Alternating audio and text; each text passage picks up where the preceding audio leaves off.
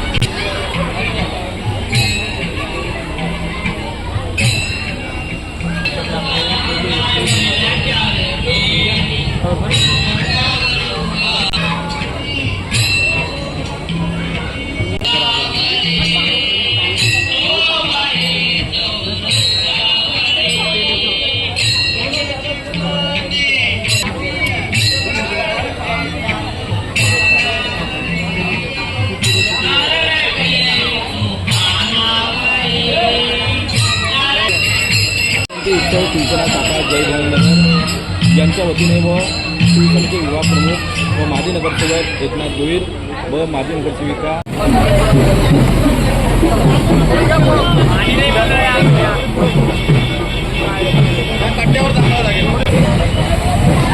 छत्रपती शिवाजी महाराजांची छत्रपती शिवाजी महाराज की या ठिकाणी छत्रपती शिवाजी महाराजांची महाराष्ट्राचे आराध्य दैवत नव्हे तर सर्व हिंदुस्थानचे आराध्य दैवत छत्रपती शिवाजी महाराजांची आज जयंती आहे आणि ती जयंती अतिशय उत्साहाने आणि आनंदाने ही साजरी होते. ही तिथीप्रमाणे जी जयंती साजरी करण्यात येते ती जयंती आजचा दिवस आहे. छत्रपती शिवाजी महाराजांचे 365 दिवस जरी जयंती साजरी केली तरी आपल्यासाठी कमी पडणार आहे. तर छत्रपती शिवाजी महाराज जर नसते तर आपल्या हिंदुस्थानचं काय झालं असतं हे आपल्याला सर्वांना माहिती आहे.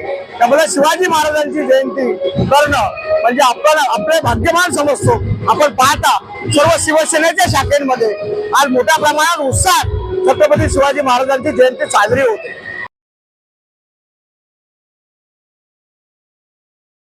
सर्व नागरिकांना आवाहन करण्यात येत आहे की सध्या डासांमार्फत पसरणाऱ्या डेंग्यू या आजाराचा प्रसार रोखण्यासाठी प्रत्येकाने पुढील प्रमाणे कार्यवाही करावी. डेंग्यू आजार एडिस इजिप्ती हा डास चावल्याने होतो. या डासांची पैदास साचलेल्या किंवा साचवलेल्या स्वच्छ पाण्यामध्ये होते. 8 दिवसांपेक्षा जास्त दिवस पाणी उघडे व साचून राहिल्यास त्यात डास अंडी घालतात. अंड्यांच्या अळ्या तयार होऊन पुढे डास तयार होतात. यासाठी आपल्या घरातील पाणी साठे उदाहरणार्थ बॅरल्स, पिंपे, टाक्या, हौद, रांजणे इत्यादी दर आठवड्याला रिकामे करून घासून पुसून कोरडे करून पुन्हा भरावे. एक दिवस कोरडा दिवस म्हणून पाळावा. पाणी साठ्यांना घट्ट झाकणे बसवावीत किंवा जुनी साडी, चादर, धोतर यांनी बांधून झाकून ठेवावीत, म्हणजे डास त्यात जाऊन अंडी घालणार नाहीत. घराच्या गच्चीवर, आजूबाजूला, अंगणात कोठेही पाणी साचू देऊ नये. भंगार सामान उघड्यावर टाकू नये. उदाहरणार्थ टायर्स, प्लास्टिक सामान, कुंड्या, टाकाऊ वस्तू इत्यादी. अशा सामानात पावसाचे पाणी साठून त्यात डेंग्यूच्या डासांची पैदास होते. घरातील कूलर्स, फ्रीजच्या पाठीमागील ट्रे हे देखील वेळोवेळी कोरडे करावेत. लक्षात ठेवा, नुसत्या फवारणीने डास घनता कमी होत नाही, तर त्यासाठी डास पैदास ठिकाणे नष्ट करणे ही आपल्या सर्वांची जबाबदारी आहे. कोणताही ताप अंगावर न काढता जवळच्या शासकीय रुग्णालयात मोफत औषधोपचार घ्या. अशा प्रकारे नागरिकांनी सहकार्य केल्यास डेंग्यूचा प्रसार रोखणे सहज शक्य आहे.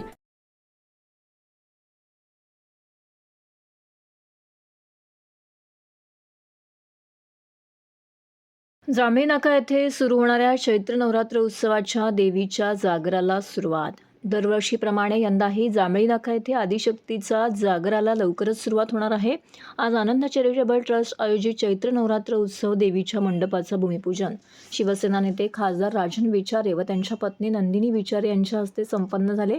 यावेळी ठाणे जिल्हा प्रमुख केदार दिघे, उपशहर प्रमुख प्रदीप शिंदे, माजी नगरसेवक मंदार विचारे, युवासेनेचे उपजिल्हा अधिकारी ठाणे शहर अर्जुन सिंग डाभी, सुरेश मोहिते, विभाग प्रमुख प्रशांत सातपुते, प्रदीप पुर्णेकर, स्वप्नील शिरकर, विनायक आंबेकर, शाखा प्रमुख महेश ढोमणे, अशोक घोलप, राजेंद्र महाडिक, सुधीर बेलोसे, बाबू शेलार, दिनकर पाचंगे, उपशहर संघटक मंजिरी ढमाले, कुंदा दळवी, अपूर्वा तेलवणे, अनुराधा बाईत, वनिता कोळी, गौरी ताम्हनकर, विभाग संघटक सुनंदा देशपांडे, उषा बोरुडे, राष्ट्रीय कार्यकारिणी सदस्य धनश्री विचारे तसेच शिवसेना पक्षाचे पदाधिकारी, युवा सेना व युवती सेना मोठ्या संख्येने येथे उपस्थित होते.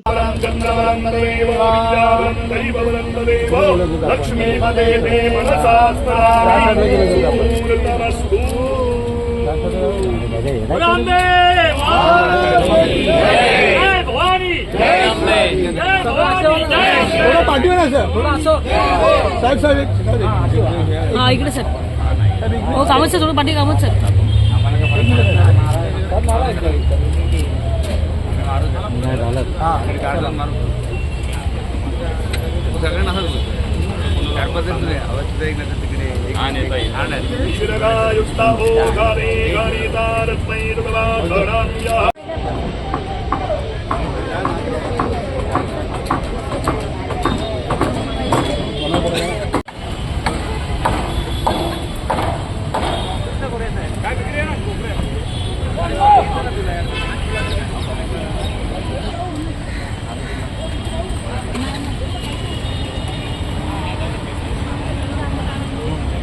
आज या ठिकाणी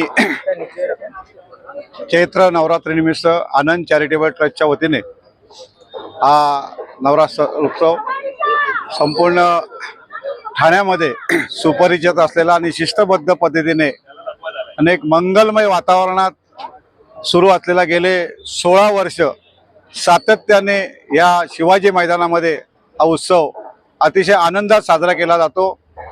प्रतिवर्षाप्रमाणे चैत्र शुद्ध गुढीपाडव्याच्या दिवशी या उत्सवाची सुरुवात होईल. रामनवमीच्या दिवशी सांगता सोहळा असतो. अशा प्रकारे 9 दिवस या ठिकाणी हा चैत्र नवरात्र उत्सव साजरा होत असतो. या उत्सवामध्ये ठाण्यातील असंख्य देवी भक्त, नागरिक, भाविक सहभागी होतात.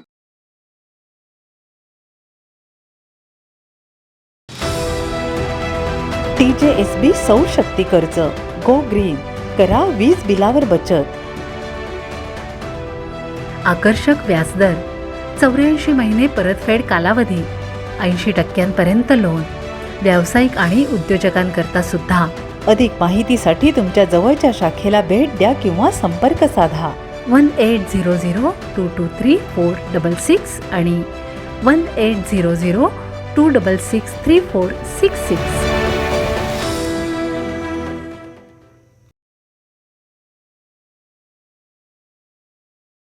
सेल्समन म्हणून काम करणाऱ्या इसमाने चोरले करोडो रुपयांचे दागिने.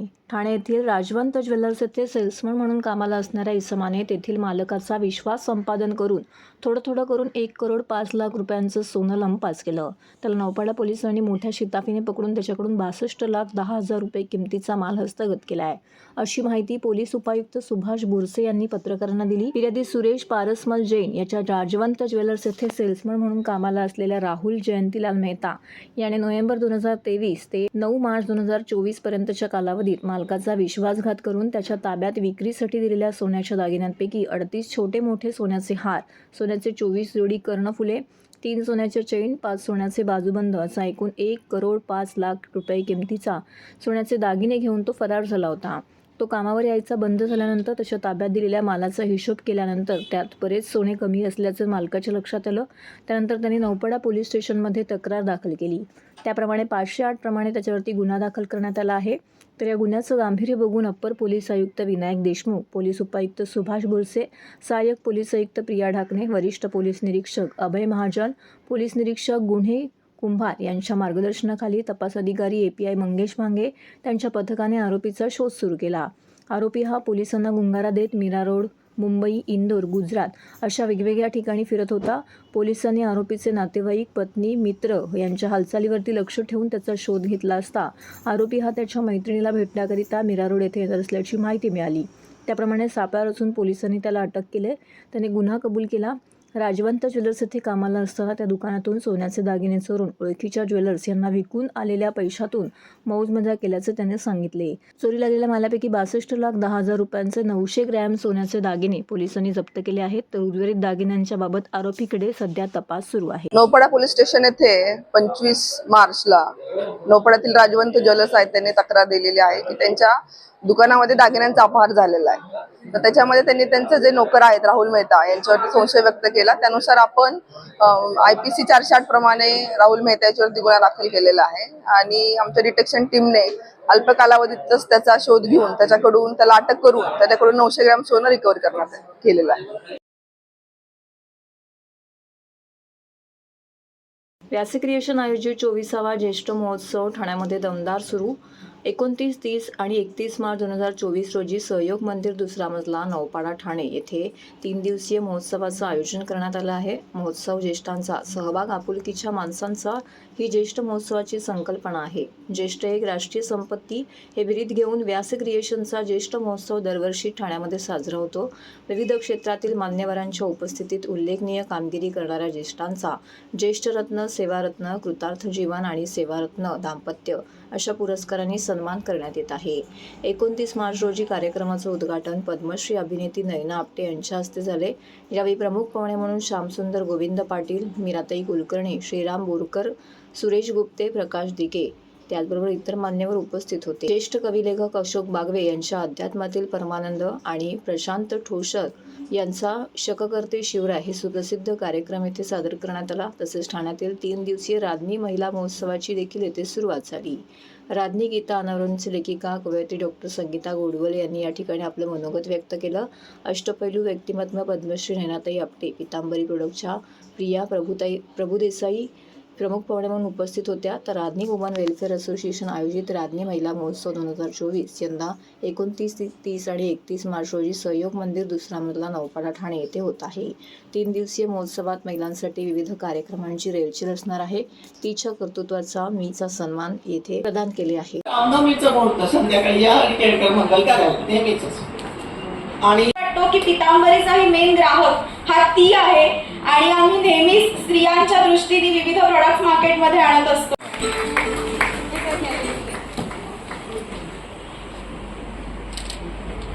उत्तेजनार्थ प्रथम तृतीय स्मिता तोरसकर.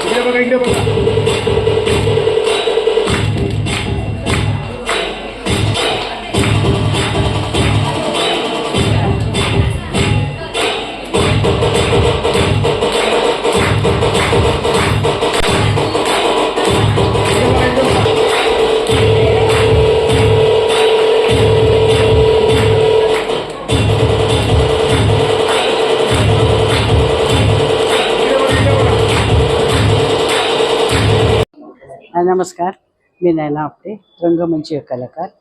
आजचा जो कार्यक्रम होता हा उत्स्फूर्त होता आणि उत्तेजन देणारा होता. असेच कार्यक्रम जर वारंवार झाले तर समाजाची याची आवश्यकता आहे असं वाटतं. असे विचार मांडणारी माणसं इथे आहेत आणि त्याच गोष्टीची आज गरज आहे. धन्यवाद. ज्येष्ठ महोत्सव म्हटलं की एक जबरदस्त एक वेगळं वातावरण, एक नवं चैतन्य निर्माण होतं. गेले अनेक वर्ष ज्येष्ठ महोत्सव व्यास क्रिएशन साजरे करत आहे. ज्येष्ठ एक राष्ट्रीय संपत्ती असं मानून 23 ज्येष्ठ महोत्सव आजवर झाले. आज 24वा ज्येष्ठ महोत्सव देखील सगळ्यांसाठी 3 दिवसीय ज्येष्ठ महोत्सव आज होतोय. त्यात ठाणे परिसरातले शेकडो ज्येष्ठ अगदी आनंदाने एक उन्हाळ दिवस असा करत इथे येतात. अध्यात्म, मनोरंजन आणि आरोग्य असे 3 बेसिक त्याच्यात विषय असतात. आणि त्या व्यतिरिक्त पण अनेक सेलिब्रिटीज, अनेक दिग्गज, अनेक मोठमोठे व्याख्याते या निमित्ताने ज्येष्ठांशी संवाद साधतात, गप्पा मारतात, मनोगत व्यक्त करतात. वेगवेगळ्या परिसंवादामार्फत अनेक राष्ट्रीय विषयांपासून ज्येष्ठांच्या वेगवेगळ्या विषयांपर्यंत त्यांच्यासमोर संवाद साधला जातो. नमस्कार, मी वैशाली निलेश गायकवाड, राजनी वुमन वेलफेअर असोसिएशनची कार्यकारी संचालिका. यावर्षीचा आपला 2024चा 3रा महिला महोत्सव सुरू झालेला आहे. आज आपली इथे फॅशन शोची संकल्पना विविधतेत एकता साकार झालेली आहे. कस्तुरी पोशाख विशेषांकाचं प्रकाशन देखील झालेलं आहे. शब्दालंकार स्पर्धेचं बक्षीस वितरण सोहळा इथे पार पडलेला आहे. आणि उद्या आपली लोकनृत्य स्पर्धा असणार आहे, पुरस्कार असणार आहेत. 31 तारखेला आपली भारतीय कर्तृत्ववान महिला या विषयावर वेशभूषा स्पर्धा देखील असणार आहेत.